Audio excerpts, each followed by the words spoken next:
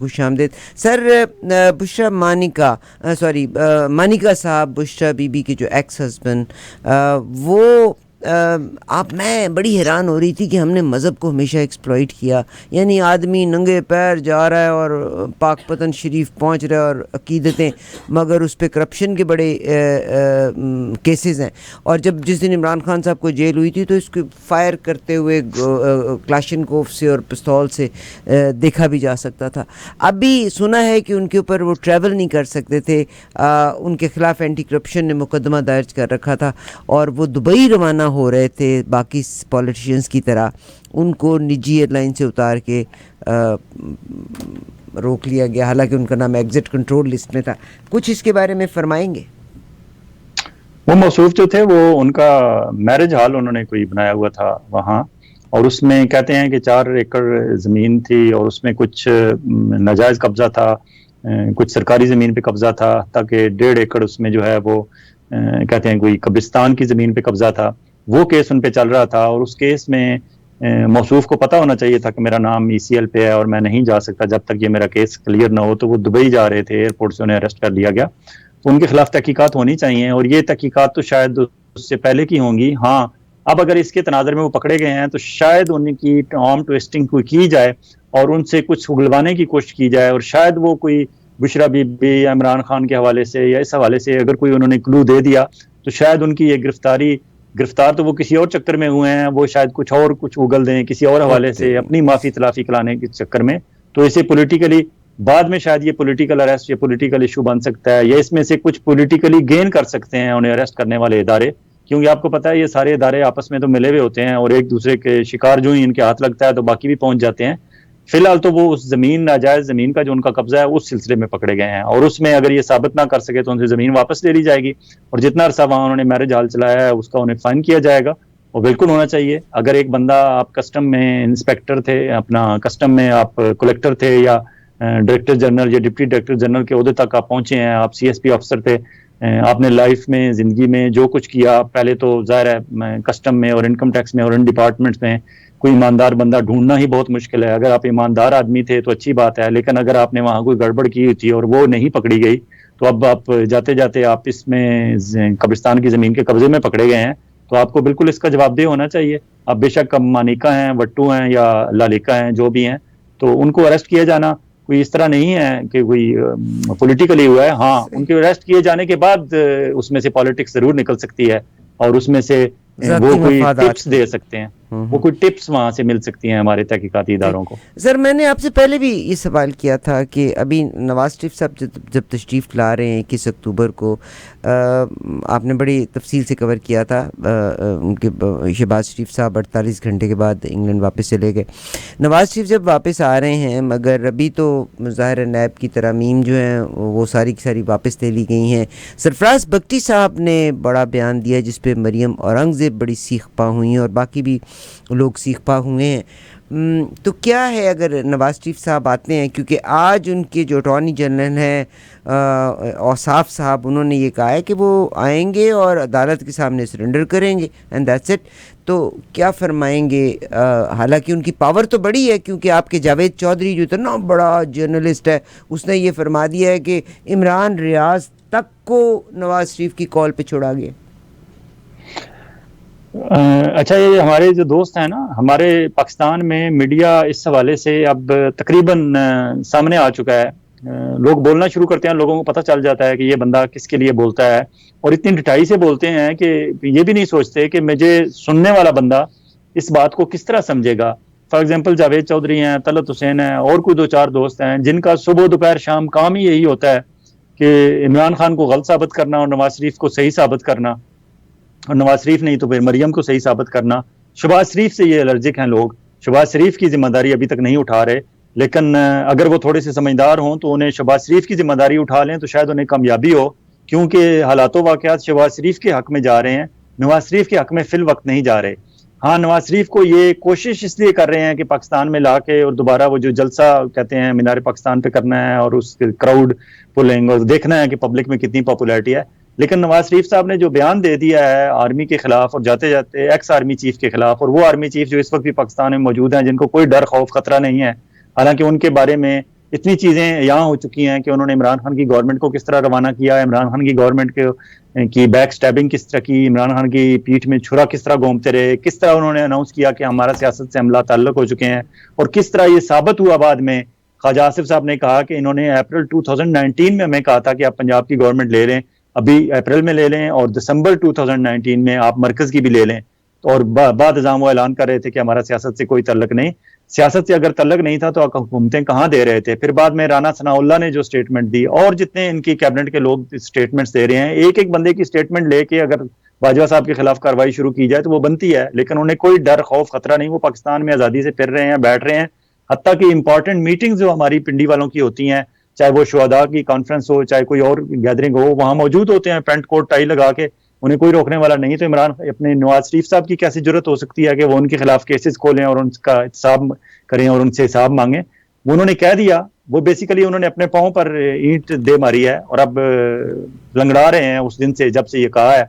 और अब उसके बाद जब उन्होंने अपनी पार्टी मीटिंग के दौरान इस बात को दोहराया और उसकी खबर भी रिलीज हो गई, तो बाद में मुस्लिम लीग नून ने कहा कि नहीं, वो गलती से हुई, वो खबर इन्होंने बाकायदा रिमूव कराई, फिर जहां जहां सिस्टम में गई हुई थी इन्होंने कहा ऐसी कोई बात नहीं हुई। लेकिन पहला जो उनका बयान था उससे तो वो वापस यू टर्न नहीं ले सकते और बाहर पब्लिक में वो बयान चला गया। अब राना सनाउल्लाह साहब जब ये कहते हैं कि ये नवाज शरीफ साहब की जाती राय है, ये पार्टी का हमारा मौकफ नहीं है, तो हजूर आपकी पार्टी है ही नवाज लीग, पाकिस्तान मुस्लिम लीग, तो आपने नाम लेते हुए आपको तकलीफ होती है, और आपका ऐसा कोई तल्लक नहीं है जिसका पाकिस्तान मुस्लिम लीग या कायद आज़म के साथ जिक्र तल्लक हो। आपने भूल के भी हजरत कायद आज़म मोहम्मद अली जिन्ना का नाम नहीं लिया, कभी उनकी तालीमात का जिक्र नहीं किया, कभी दुनिया को यह बावर कराने की कोशिश नहीं की कि ये वो जमात है जिसने पाकिस्तान बनाया था। आप तो हमेशा ये बावर कराने की कोशिश करते हैं कि ये नवाज लीग है, नवाज शरीफ लीग है और नवाज शरीफ की पोलिटिकल पार्टी है, और नवाज शरीफ ही हमारे कायद हैं, रहबर हैं और हमारे ताहयात हमारे लीडर हैं। आप तो नवाज शरीफ साहब की उसके खुशामद में और उसमें लगे रहते हैं।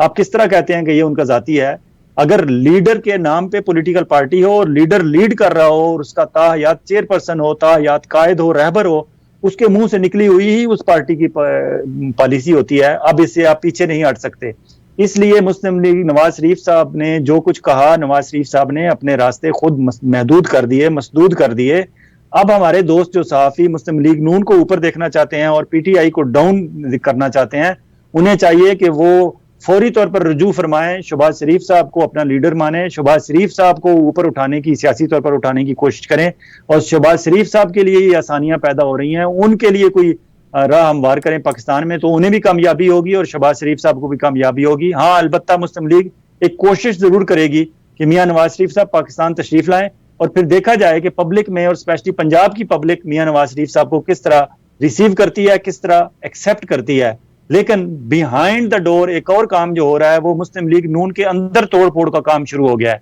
मुस्लिम लीग नून में बहुत सारे शायद खाकान अब्बासी जैसे, मिफ्ता इस्माइल जैसे लोग नाला थे उनकी कारकर्दगी से और उनकी पॉलिसी से, और वो ढके छुपे अल्फाज में आगे पीछे बात करते थे कि हमारी पार्टी सही लाइन पे नहीं है, सही डायरेक्शन में नहीं है, और स्पेशली इस बात पे वो मोतरज थे कि हम इनके बच्चों के सामने हाथ बांध के खड़े नहीं हो सकते, हम हमजा शहबाज शरीफ और मरियम नवाज के सामने हाथ बांध के खड़े नहीं हो सकते। हमने सारी जिंदगी इनकी क़यादत को तस्लीम किया है, दोनों बिरादरान की, भाइयों की, मियां नवाज शरीफ और शहबाज शरीफ की, लेकिन अब उनके बच्चों के सामने हाथ बांध के हम खड़े नहीं हो सकते। जैसा चौधरी निसार छोड़ गए थे, शायद खाकान अब्बासी तकरीबन छोड़ चुके हैं, मिफ्ता इस्माइल को फारिग कर दिया गया है, तो वो एक पॉलिटिकल पार्टी मुस्लिम लीग नून के अंदर बनने वाली थी। लेकिन अब वो जो उनकी एक लाहौर में अभी एक मीटिंग हो चुकी है जिसको जुनैद सलीम ने और कुछ जर्नलिस्टों ने बाकायदा दावे के साथ रिपोर्ट किया है, और उन्होंने कहा लाहौर में एक फार्म हाउस पे मीटिंग हुई है मुस्लिम लीग नून के अंदर अलग एक ग्रुप बनाने की, और उसमें अच्छे खासी तादाद में एमपीएस मौजूद थे और चंद एमएनएस भी मौजूद थे। अब वो जो ग्रुप अगर कहीं खुफिया तौर पर या कहीं ढके छुपे लोग बैठ रहे थे,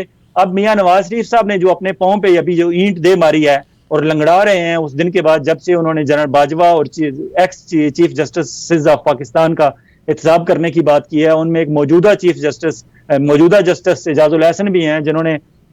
काजी फायज ईसा साहब के बाद चीफ जस्टिस ऑफ पाकिस्तान भी बनना है। तो इस तरह की मियां नवाज शरीफ साहब अगर सियासी तौर पर जंग शुरू करना चाहते हैं दोबारा, तो वो हल्के जो हमारे ताकतवर हल्के हैं, मुख्तदर हल्के हैं, चाहे वो हमारी अदलिया में है, चाहे हमारी इस्टेब्लिशमेंट में है, मिलिट्री इस्टेब्लिशमेंट में है, उनके लिए अब इस तरफ सोचना ज्यादा आसान होगा कि वो उस ग्रुप को, चाहे वो पहले सरपरस्ती नहीं भी कर रहे थे मुस्लिम लीग नून के अंदर एक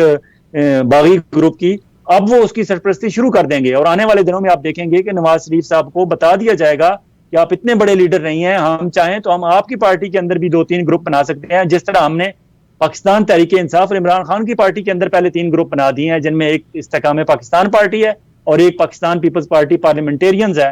परवेज खटक साहब वाली, जिन्होंने नाम तो पार्लियामेंटेरियंस रख लिया है, पता नहीं उनमें से अब आइंदा इलेक्शन में कोई पार्लियामेंट में पहुंच सकेंगे या नहीं, लेकिन नाम उन्होंने पार्लियामेंटेरियंस रख लिया है। इसी तरह मुस्लिम लीग नून के अंदर भी एक अंदर बागी ग्रुप जो है वो बिल्कुल तैयार खड़ा है, मियां नवाज शरीफ साहब के पाकिस्तान पहुंचने की देर है, और उसके बाद मियां नवाज शरीफ साहब को जब उस तरह का वार्म वेलकम पंजाब की पब्लिक की तरफ से नहीं मिलेगा, तो फिर वो जो बागी ग्रुप है मुस्लिम लीग नून के अंदर, वो बाकायदा ऐलान करेगा और फिर मुस्लिम लीग नून को भी कट टू साइज कर दिया जाएगा, क्योंकि हमारे मुक्तदर हल्के ये नहीं चाहते कि पाकिस्तान में चाहे आइंदा वज़ीर आज़म नवाज शरीफ हो या इमरान खान हो, कोई भी इतना ताकतवर ना हो कि वो फिर बाहर निकल के इन्हें ललकारता रहे और फिर वो सिविल सुप्रीमेसी की जंग दोबारा नए सिरे से शुरू कर दे। जी बहुत शुक्रिया। सर, पाकिस्तान में अदलिया बंदियाल साहब जाते हैं, काजी फ़ाइज़ ईसा आते हैं, आपको क्या लगता है कि अब चीज़ें स्टेबल हुई हैं कि अभी भी वो तूफ़ान और कियास बरकरार? चीजें स्टेबल इदारों में उस वक्त होती हैं जब वहां बैठे हुए लोग और स्पेशली ड्राइविंग सीट पे बैठे हुए लोग स्टेबिलिटी, मेंटली स्टेबल अपने आप को शो करें। अफसोस से कहना पड़ता है कि हमारे यहाँ मेंटली स्टेबल बहुत अरसे से बहुत सारे इदारों के सरबराहान मौजूद नहीं रहे, मौजूदा भी और साबका भी। इसी वजह से हमारे यहाँ ये जो टर्बुलेंसेज हमें देख रहे हैं, हम जो देख रहे हैं कि हमें हमारी कोई भी गाड़ी, चाहे अदलिया की गाड़ी हो, चाहे हमारी मिलिट्री स्टैब्लिशमेंट की गाड़ी हो, चाहे हमारी पॉलिटिकल गाड़ी हो, चाहे हमारी किसी पॉलिटिकल पार्टी की गाड़ी हो, वो क्यों हचकोले खा रही हैं? क्योंकि उन पे ड्राइविंग सीट पे बैठे हुए लोग ही स्टेबल नहीं हैं और उनकी एक्टिविटीज भी स्टेबिलिटी की तरफ नहीं जा रही। फॉर एग्जांपल, काजी फ़ाइज़ ईसा साहब चाहते हैं कि बहुत बेहतरी हो, लेकिन उनके पास टाइम सिर्फ 13 महीने का है, जिनमें से तकरीबन 1 महीना तो गुजरने वाला है, पीछे 12 महीने रह जाएंगे। 12 महीने में इलेक्शन का दरमियान में डोल भी है, क्योंकि इसके दौरान उनकी बहुत सारी मसरूफियात इलेक्शन के हवाले से रहेंगी, क्योंकि हर वक्त वहाँ पटिशन हो रही हैं, इलेक्शन हो रहे हैं, नहीं हो रहे, कब हो रहे हैं, कैसे हो रहे हैं, उनमें उनका टाइम वेस्ट होगा। उसके बाद फिर जजेस की, सुप्रीम कोर्ट में जजेस की तादाद पूरी करना, फिर हाई कोर्ट्स में जजेस को एलिवेट करना और अपॉइंट करना, वो चैलेंज है उनके सामने। फिर लोअर जुडिशरी में जो करप्शन का एक बाजार गर्म है, उसके खात्मे के लिए और उसमें सख्त तरीन एक्शन वो लेना चाहते हैं, लेकिन उनको इतना वक्त मिलेगा और क्या उनके साथ उनके जो साथी हैं वो उनको सपोर्ट करेंगे? तो थोड़ा सा मुश्किल टास्क है, लेकिन वो करना चाहते हैं। वो ये चाहते हैं कि मेरे दौर को याद रखा जाए, वो बिल्कुल चाहते हैं। लेकिन उनके जो नंबर 2 हैं जस्टिस तारिक मसूद साहब, अभी उन्होंने आज जो उन्होंने एक अपना रिपोर्ट जारी की है, उनके पास केसेस थे। मज़ाहिर अली नकवी एक चीफ जस्टिस हैं हमारे सुप्रीम कोर्ट के, मज़ाहिर अली नकवी, उनके बारे में 10 शिकायत आई थी और वो उनकी इंक्वायरी जो है वो जस्टिस तारिक मसूद, जो सेकंड सीनियर मोस्ट जज हैं हमारे सुप्रीम कोर्ट में, उनके हवाले थी। वो इस पे काम कर रहे थे और वो रिपोर्ट तकरीबन लिख के बैठे हुए थे, लेकिन वो उमर अता बंदियाल साहब की रिटायरमेंट का इंतजार कर रहे थे। उमर अता बंदियाल साहब की मौजूदगी में वो इसको पब्लिक नहीं कर पा रहे थे और लोगों का अंदाजा था कि जिस दिन ये रिटायर हो जाएंगे उससे विद इन 1 वीक आ जाएगा, इनकी रिपोर्ट आ जाएगी। आज वो रिपोर्ट आ गई है और उन्होंने कहा है कि इनके बारे में जो शिकायत हैं उनमें ये संगीन शिकायत उन्होंने करार दिया है। उन्होंने ये नहीं कहा कि इन शिकायत में जान है, उन्होंने कहा ये संगीन है। इसका मतलब है इनके खिलाफ जुडिशियल रेफरेंस जो है दायर किया जा सकता है और मज़ाहिर अली नकवी साहब को जस्टिस के ओहदे से बर्खास्त किया जा सकता है। अब इसमें उन्होंने एक और बात आपको याद होगी कि जब उमर अता बंदियाल साहब चीफ जस्टिस ऑफ पाकिस्तान से, तो 5 सितंबर को उन्होंने टेलीफोन किया इनको, जस्टिस तारिक मसूद साहब को, और उन्हें कहा कि मेरे पास आपके बारे में एक शिकायत आई हुई है, आप ये जस्टिस मज़ाहिर अली नकवी साहब के बारे में जो आपकी शिकायत हैं वो आप ड्रॉप कर दें, तो मैं आपके बारे में जो शिकायत है उसे दाखिल दफ्तर कर देता हूं। ये उमर अता बंदियाल साहब ने 5 सितंबर को टेलीफोन किया था जस्टिस तारिक मसूद साहब को। जस्टिस तारिक मसूद साहब ने अगले दिन 6 सितंबर को एक लेटर लिख के तमाम जज साहिबान को इस सूरत हाल से आगाह कर दिया था और बता दिया था कि मुझे कल फोन किया है चीफ जस्टिस ऑफ पाकिस्तान, उस वक्त के चीफ जस्टिस उमर अता बंदियाल ने, और उन्होंने कहा है कि तुम अगर ड्रॉप कर दो मज़ाहिर अली नकवी के अगेंस्ट जो शिकायत हैं, क्योंकि तुम्हारे पास है वो इंक्वायरी, वो अगर ड्रॉप कर दो तो तुम्हारे बारे में जो शिकायत आई हुई है वो मैं दाखिल दफ्तर कर देता हूं। और ये इन्होंने इंतहाई नामुनासिब काम किया है, ये इन्होंने गलत किया है, मुझे इन्होंने फोन क्यों किया और मुझे इस तरह कहा क्यों है। अब इस सारी सूरत हाल में कौन गलत है कौन ठीक है? उमर अता बंदियाल साहब ठीक थे या गलत थे? तारिक मसूद साहब ठीक हैं या गलत हैं? मज़ाहिर अली नकवी साहब ठीक हैं या गलत हैं? काजी फ़ाइज़ ईसा साहब ठीक हैं या गलत हैं? आयशा मलिक साहबा के बारे में रिपोर्ट्स आ रही हैं, हमारे कुछ लोग वीलॉग्स कर चुके हैं उनके खिलाफ, कुछ उनके हक में, ये सारे गलत हैं या सही हैं? इस सारी ओवरऑल सूरत हाल में एक आम आदमी, एक आम शहरी पाकिस्तानी, चाहे पाकिस्तान के अंदर बैठा हुआ है चाहे ओवरसीज पाकिस्तानी शहरी है, वो ये सोचता है कि हमारी अदलिया का हाल क्या है। ये हाल है इसी वजह से आज हम 140 में से 129th पे रैंकिंग में पड़ी हुई है हमारी अदलिया, इन्हीं वजह से। इसका मतलब है जिस जज के बारे में देखें, फलां की कंप्लेंट फलां के बारे में है, फलां की कंप्लेंट फलां के बारे में है, फलां ने फलां को फोन किया, फलां ने फलां को कहा ड्रॉप कर दो, फलां ने कहा मैं तुम्हारे ड्रॉप कर देता हूं, तुम उसके ड्रॉप कर दो, मैं इसके ड्रॉप कर देता हूं, आप उसके ड्रॉप कर दें। ये हमारी अदलिया है। और अगर ये सीनियर मोस्ट लेवल सतह पे ये हमारी अदलिया का हाल है, तो फिर हम अपने सिविल जज साहबान जो हैं, एडिशनल सेशन जज साहबान हैं, और हमारी जो लोअर जुडिशरी है, उसके बारे में हम क्या सोचें। आप कहीं चले जाएं छोटे शहर में किसी जगह, वहां आप किसी जज के पास जाने से, अंदर दाखिल उसकी अदालत में दाखिल होने से पहले आपको 10 डाउट मिलते हैं आपको बाहर। वो आपसे पूछते हैं साहब क्या काम है आपका, हम आपका करा दें। आप वहां सारा नीचे अमला और अमले के अलावा वहां टाउट फिर रहे होते हैं हर डिस्ट्रिक्ट कचहरी में और हर तहसील कचहरी में। तो ये सारा मामला जो है ये खतरनाक हद तक, वैसे ही नहीं हम 129 पे पहुंच गए। मसला ये है कि हम में से कोई बंदा अपने गिरबान में झांकने के लिए तैयार नहीं, और अगर कोई झांकने की कोशिश करे भी तो उसे साइड पे कर दिया जाता है कि तुम आज के जमाने के बंदे ही नहीं हो, तुम्हें पता ही नहीं है, तुम इस सीट पे होने ही नहीं चाहिए थे, तुम आके पहुंच किस तरह गए हो। आखिरी हमारे चीफ जस्टिस ऑफ पाकिस्तान एक राणा भगवान दास थे, जिनकी कोई अच्छी शोहरत थी। उसके बाद तो जितने आए हैं वो पॉलिटिकली आए हैं और इसी तरह के काम करते रहे हैं, एक दूसरे की टांगें ही खींचते रहे हैं। बड़ा अफसोसनाक सूरत हाल है ये। बहुत शुक्रिया जनाब फयाज बिराना साहब। आप आखिर में थोड़ा सा कंक्लूड करें। कनाडा भी बड़े मुसीबत में से गुजर रहा है। आप देखिए कि नाज़ीज़ के अगेंस्ट इतनी बातें की जाती हैं, अल्टीमेटली 98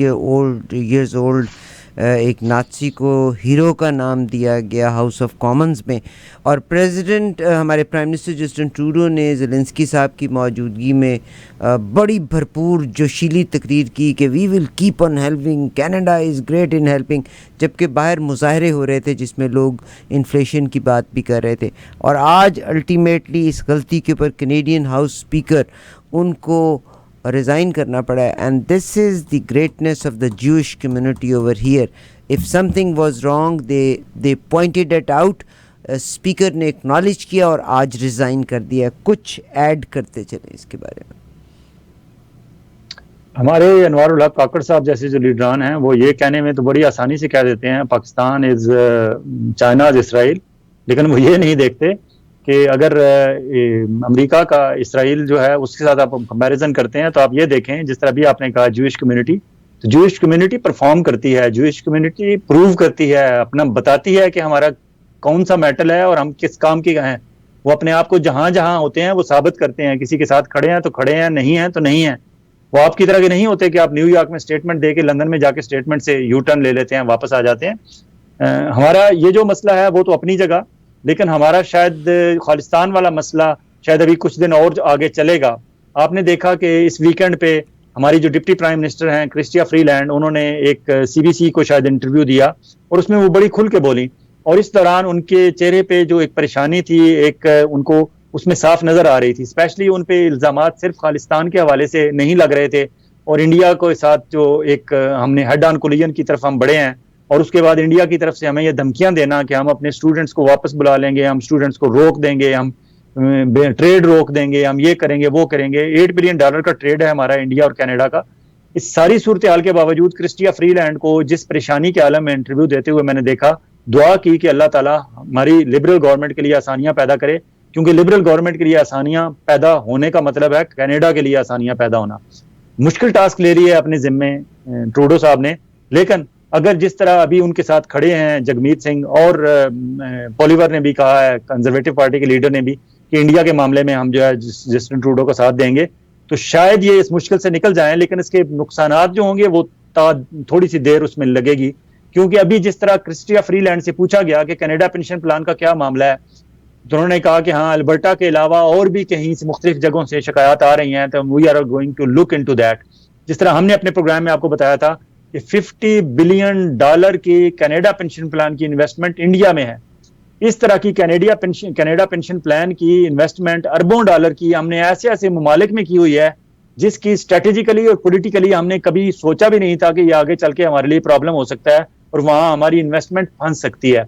तो ये हमें रिविजिट करना पड़ेगा कैनेडियन गवर्नमेंट को, इस तरह की अपनी इन्वेस्टमेंट्स को और इस तरह की अपनी जो इन्होंने फ्री हैंड दिया हुआ था। फॉर एग्जांपल हमारे इमिग्रेशन एंड वीजा ऑफिसर्स को फ्री हैंड था, कि इंडिया से कोई भी एप्लीकेशन आती है, चाहे फैमिली स्पॉन्सरशिप की हो, चाहे विजिट की हो, चाहे ट्रेड एंड बिजनेस की हो, चाहे स्टूडेंट्स की हो, आपने आंखें बंद करके उस पर एक्सेप्ट के आपने स्टैंप्स लगानी है और बाकी मुल्कों पे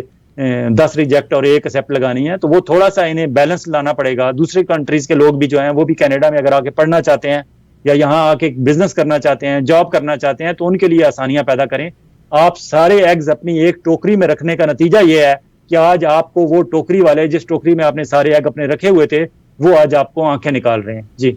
बहुत शुक्रिया फयाज़ वराना साहब आपका फॉर इस बेहतरीन तजिए के लिहाज से। We look forward to talk to you on Thursday. Thank you sir. Pakistan